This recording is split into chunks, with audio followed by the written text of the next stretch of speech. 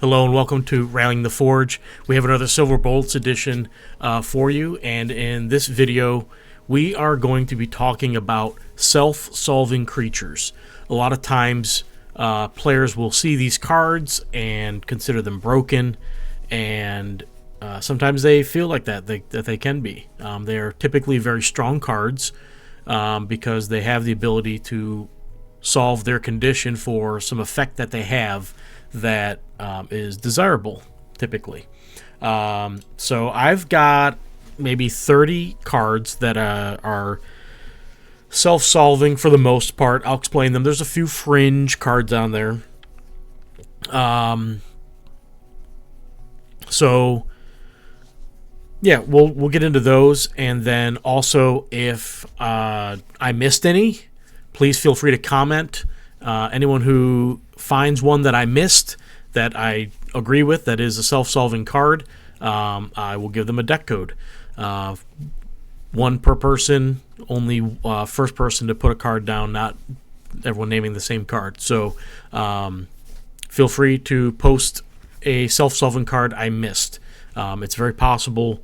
There's so many cards, it's hard to get them all necessarily, but I tried to get most. And there are some fringe cases here, so if you have a fringe case that you thought should be included, feel free to tell me why as well, because maybe I looked at it and didn't think about it the way you did, or I disagree maybe. But I'm curious to hear what people see out there or know of out there. So let's go dig into it here. The first card is from the Beakers and Bones set, and it's the Zombifying Diabolist. So, excuse me. He makes all your other creatures zombies. That's the zombifying effect. And his activate and its deploy on the earlier versions play up to one zombie brute minion. Your zombies get stealth this turn. So he makes all of your creatures stealth, which is really nice. So, obviously, that is a great modifier for the Diabolist, in my opinion.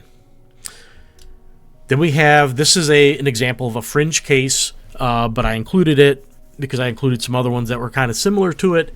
So this one here is the Blastin Glider, and it's a Tooth and Claw variation to get the glider into the set 4 to get Blastin. The Blastin gives it the Blast 3, which could clear out the lane, which would make it then unopposed and give it the plus 10 attack. You could always just put it in an open lane and get the 10 attack and blast 3 to your opponent, but if the board was full but they had a low health creature, this could be an opportunity for you to get the proc. So that's why I included it. Like I said, it's a fringe case, not always going to happen, but it could. We have the Reckless Shardback. So obviously this one deals 7 damage to one of your creatures. It can deal damage to itself, and when it does, because it's non-combat damage, it'll proc its ability of dealing damage to all enemy creatures. Now, granted, Reckless, that's a lot of damage at each level. I think it's 3, 5, 7.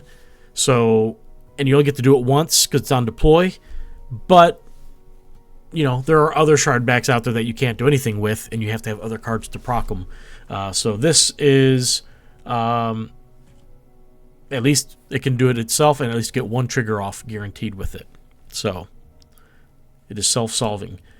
A Springbloom Razortooth, another Tooth and Claw variation here. Springbloom gives each player, they gain health, and the Razortooth has, if an enemy player gained health this turn, give it plus attack. So you can do the Springbloom trigger first, everyone gains health, and then you're going to proc his deploy ability and give him the bonus attack. So it's a nice variation to have, and it's a Betrayer, which is cool. We have the infamous Corrupt Drone. So this deals 5 damage to you when it comes into play, and his ability is when this damages a player, upgrade a card in your hand. You may play it for free. The lower versions, upgrade a card, discard it. But the level 3, you get to play it for free, which is awesome. So you work it up. And also, when it's a stealth creature, so if it deals damage to the opponent, even better. So, really, really, really good. This is probably the best corrupt card in the game. So, I'd also be curious if anyone thinks there's a better corrupt card in the game. There could be. But this one's pretty darn good. Vampiric Drone. Similar to the corrupt drone, but this one does 5 damage and you gain 5 health, and same effect. When it damages a player, upgrade a card in your hand, play it for free. So you just get to damage the opponent in bed. This one is better than the previous one. Cutthroat Shambler. So this one I considered a fringe case, because you destroy another one of your creatures to destroy a creature of the same level, but the key is you're destroying a creature of yours, which will trigger the shambling trigger, and there's all sorts of byproducts of this. One, you're dealing damage to your opponent, you're gaining health, that might trigger free plays for you potentially, could win you the game if they were at 3 health and you had no way to get through with the damage. So there's a lot of little things here, but I consider it a fringe case because you might not have another creature on the board, but if you did, you can quickly trigger his effect if it would impact your other plays or game state. Vampiric Reaper.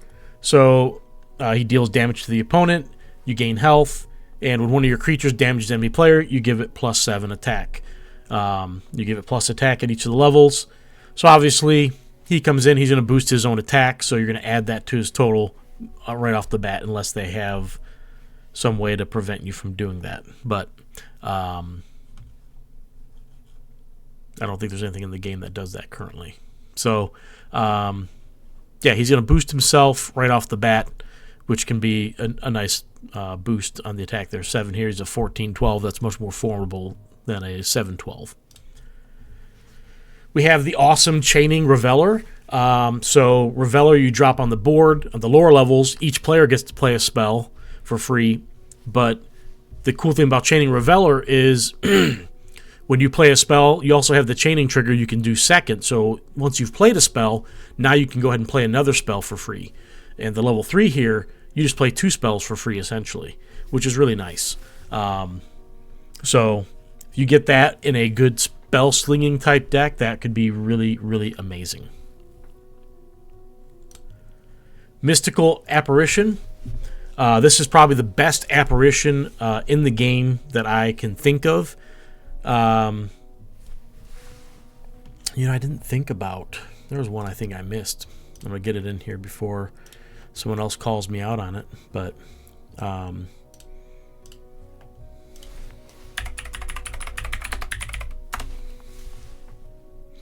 Mystical Apparition, you can play a Wisp with it, and then you destroy it to pump it up. And the apparition, if you have the creature to destroy to pump it up, it brings it to proper stat levels that you would want for whatever level card it is. But this gives you the creature to do it with, assuming you have the board space. So I really like this version of it. I think it's probably the only version I would actually probably use, where I would actually play the card out of my hand, or there's some other instances where you could use it potentially. So really, really like this version. I'm curious if someone thinks there's a better version out there. Mystical Stitcher. So Stitcher playing a Wisp minion. This gives you a target for your other deploy ability, which is the Stitcher ability. You may replace one of your minions with a creature in your banish pile. So this gives you the target you need. So if you didn't even have any minions on the board or in your deck, boom, he's playing one. You can replace it now with whatever creature you're bringing back. It's an awesome, awesome effect. But also, this card, and this will be in another Silver Bullets edition down the road here, for combos, in particular an infinite combo for physical. Can't really do it in digital because of turn timers and all sorts of other things. But you can go infinite with the Mystical Stitcher with the right deck. So pretty cool. Let's see here. Mystical Druid. So Mystical Druid, the Druid already plays a Wisp with it at cycle 1. At cycle 2, it replaces another creature with an Oakfather. So the Mystical Druid, now it can play a Wisp minion. Again, you get a target to replace with an Oakfather. You basically get to play an Oakfather for free with it instead. So nice little self-solving creature here. Always cool to have a Mystical Druid. A lot of board presence early on and throughout the match with it. One of my personal favorites, the Soothing Ravager. It gains health with the Soothing ability, and then it also has, if you gain health this turn, give this plus attack and plus health. So as long as you do the health first, he's always going to get his bonus stats, which is really nice. So really like it. Only thing I wish about the Ravager was that he was always breakthrough, because that would be awesome. But he's already strong as is. So Armored Engineer. So of course Armored gives him armor, and he has the deployability of give this plus attack for each creature with armor you have in play, and I think the lower levels just give him attack if you have another creature with armor in play. It's not for each. The level 3 is each, so it kind of gets better, but he makes sure he gets at least one proc on this because he has armor, so it's one creature at least. The Bolstering Engineer, you give another creature armor, and he gets credit for that as well, similar just to the previous one. There's several with the Engineer here. I don't know how many we have here. The Mechanizing Warden.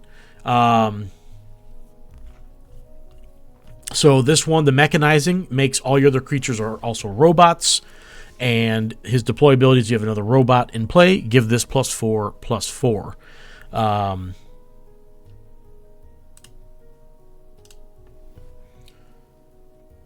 What was I going to think of as I say something? And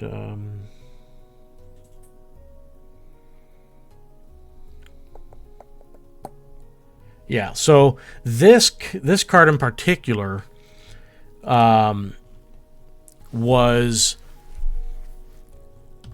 not that it wasn't discovered before the robots and the self-solving portion of it, but I first noticed it when an older player, Fast Hippie, he had a deck with it, and I don't remember what else he had. It's been a long time, but it was really difficult to play against because he kept bringing back his wardens, mechanizing wardens, and boosting them and making everything robots, which affected some other stuff in his deck. It was really annoying and frustrating to play against. It might have been when it was obviously after set 3 came out, because I remember he was using River of Souls with it, but definitely a fun one to have, and could give you some robot synergy if you need more robots. So another Shield Bearing Engineer. Again, it gives this armor, and he gets armor, so he gets a boost with the deployability. You just got to order them in the correct manner. Bloodletting Drone. This is a card of someone's that they are looking for desperately. Won't say any names, Traveler, but so this one is an activate, deals 2 damage to you, and it gets +4 attack. When it damages a player, of course, you upgrade a card. The earlier versions, you discard it. The level 3, you play it for free. So you can do that every turn. If you have abilities that can ready it, then you can do it again. So you can really do some good work with this card. I'm not aware of anyone who has a Bloodletting Drone, but maybe I'll get to pull one. I already pulled a Shambling Drone, so maybe I'll get the Bloodletting Drone. I wish I would have got the Bloodletting Drone. So this one is going to be, I'm going to mark it as a fringe case, but it still kind of works. It's kind of a self-solving creature. It just takes a little bit of finesse. So Howling Drone, at the start of the turn, you deal 5 damage to the enemy player. You gain health. So it's at the start of the turn that it happens. I don't quite know. I'd have to think about it, because I know in campaign you start of the turn effects happen, and then you draw your hand. I have to read the rulebook, actually. This might not work. Because you might not have your hand yet. If you don't have your hand yet, it will not work, and this card should not be in the list. So I'm going to have to look that up, because I'll have to see. I'm curious now. I didn't think about that before. But if you do have your hand, then you would deal the damage, get to play a card for free. That'd be really nice. So I'll have to look this one up. I'm going to have to double check that. Doom Poltergeist. So this one is kind of fringe, but also it is kind of self-solving too. So you do need another creature on the board to be able to destroy, which you have on the Doom portion. Destroy another one of your creatures to deal damage equal to its attack. The lower levels have a static damage amount. And then the Poltergeist deploy ability is, if one of your creatures was destroyed this turn, which you just did, deal damage to a creature or player, and you gain that much health. So really, for Poltergeist, this is a great version of it. So there's a couple. I think there's a couple versions of it maybe where it can do this. So, but this is a really good one for it. But you do need another creature, unfortunately. So could be fringe, but it kind of does self-solve as long as you have the other creature, I guess. Hematophagic Poltergeist. Again, destroy another one of your creatures. You gain health, and then it lets you do the damage portion because you did destroy a creature. Summoning Stitcher. Another one of the famed Stitchers. Play a Spell Swarm minion. You can replace one of your minions with a creature in your banish pile. So you play the minion, and you've got your target to replace with, just like the Mystical Stitcher. Summoning Stitcher and Mystical Stitcher are two of the cards you can have to have an infinite combo Stitcher deck. There's some other ways to do it as well, which we may cover in a future episode. It's been covered before by other content creators. The first person to figure out the combo, I guess, so to speak, was Eli Moore, who's More Than Most. You can probably look him up on YouTube. I think his video's on there. He goes in depth with it, and he was the one, I think, who kind of discovered the combination. I don't remember what specific cards he found it with, but I do know we've seen Mystical or Summoning Stitcher, and we've also seen just a generic Necrium-based infinite Stitcher combo decks. So another one of my favorites, this is probably my favorite. Soothing Ravager is probably my second favorite. This is probably my favorite. Furious Shardback. So this card, activate, deal 2 damage to this. It gets 6 attack. When it's dealt non-combat damage, deals 5 damage to all enemy creatures. I won't take credit for discovering this card or its power, but I definitely was the first person I'm aware of to really play it in a very competitive environment and do well with it. So I really enjoyed that aspect of it, but it is definitely one of the best cards in the game, one of the most difficult to deal with. So one of my favorites, period, of any cards, but definitely probably my favorite self-solving card. Quaking Packmaster. So this one is definitely fringe, but I wanted to point out how things could work. So he's a warrior, Quaking Packmaster. So Quaking is deal 2 damage to all of your other creatures, and when one of your warriors is dealt damage, give it plus 10. So we have the warrior legendary drop coming in 2 weeks, week and a half. So if you had all warriors on the board, he would deal damage to all your warriors and then give them plus 10 attack. Could be really, really potent. We'll see how these warrior legendary drops go, but this is definitely a card that is worth looking for if you've got one. If you build a warrior deck, this can be really strong. Not that you're going to have a full board all the time with him when he drops, but if you did, there's lots of potential there for boosting the attack of your creatures. So just one of those things. I don't think there's a card So, we have some cards like the zombifying. I've shown you the mechanizing for robots and zombies. I don't think we have a card that makes everyone warriors. There are some cards that you can add creature types to creatures, but maybe we'll get something like that where all your creatures are warriors. That would be great to combo with this. That would be something in another episode of Silver Bolts that we're going to talk about with combos.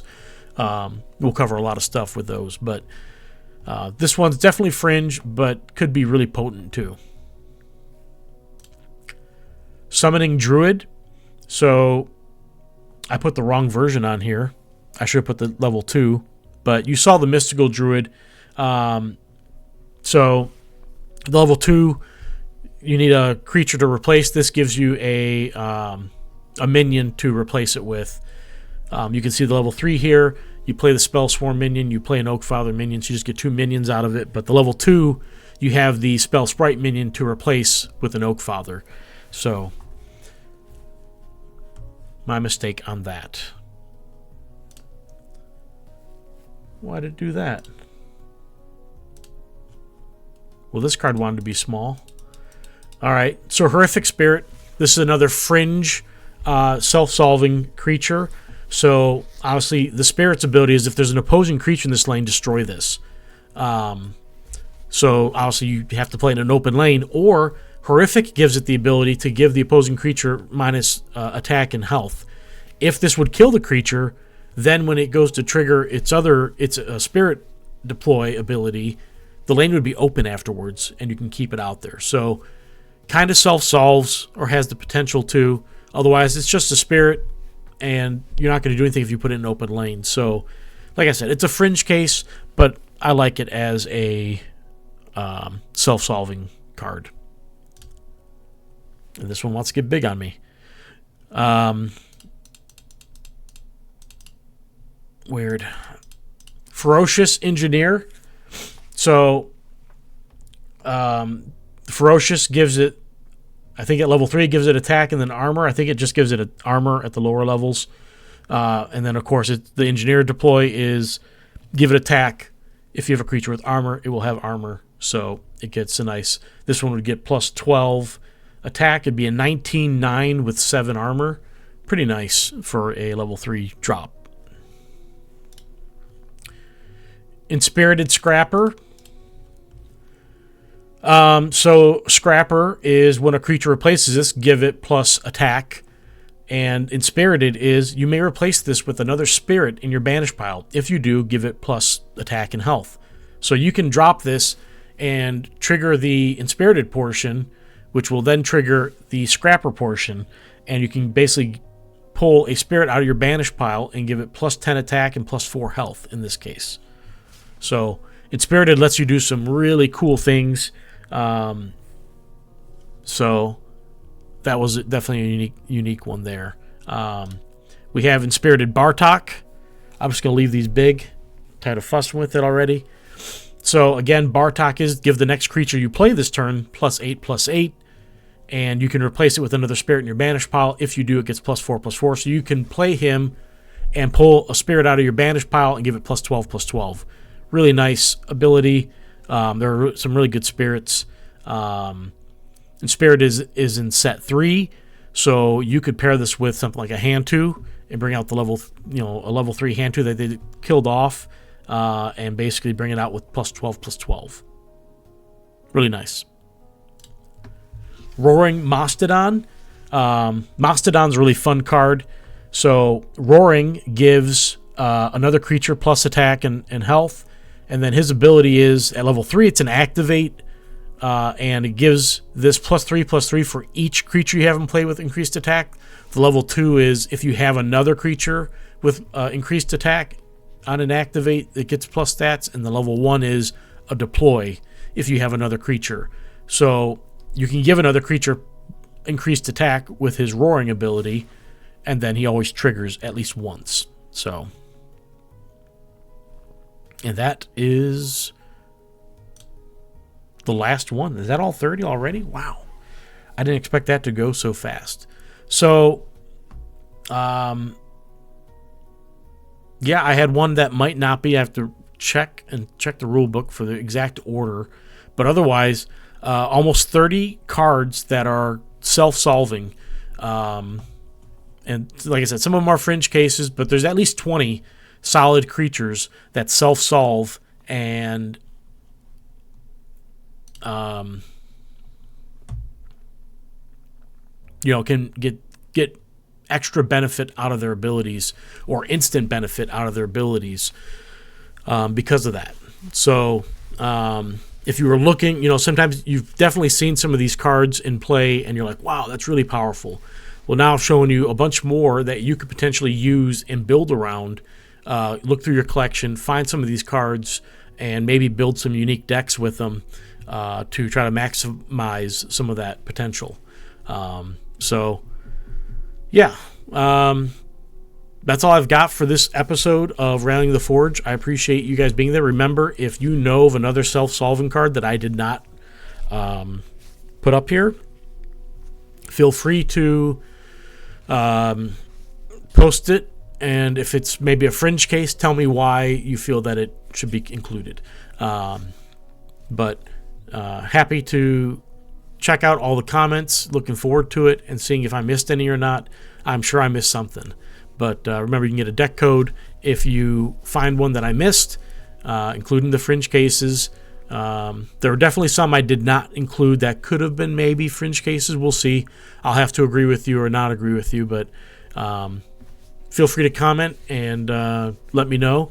And also, if you don't know of any cards, that's fine, but you can let me know which one is your favorite out of this group, because everyone's got different ones they like. I mean, if I had a Bloodletting Drone, I'd probably like that. That would definitely be up there, depending on the deck it's in. I mean, obviously the cards need to be in a good deck too, but that one's a Betrayer, so it's a little harder.